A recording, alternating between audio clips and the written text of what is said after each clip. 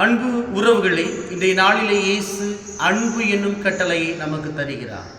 கடவுளையும் அன்பு செய்ய வேண்டும், நமக்கு அடுத்திருப்பவரையும் அன்பு செய்ய வேண்டும் என்று கூறுகிறார். இந்த உலகிலே எல்லா மதங்களுமே நம்மை அன்பு செய்யத்தான் அழைக்கிறது. ஆனால் கடவுள் கூறுகின்ற அன்பு நம்முடைய மனம், இதயம், வலிமை, உணர்ச்சிகள் ஆகியவற்றை நிறந்த அன்பாக இருக்க வேண்டும் என்று கூறுகிறார்.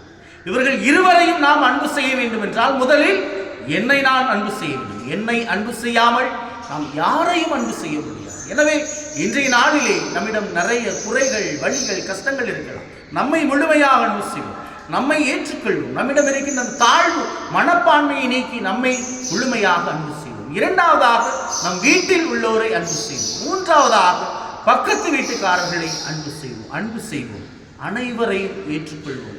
கடவுளை அன்பு செய்வோம். பிறரை அன்பு செய்வதன் வழியாக கடவுளை நாம் முகமுகமாக தரிசிப்போம்.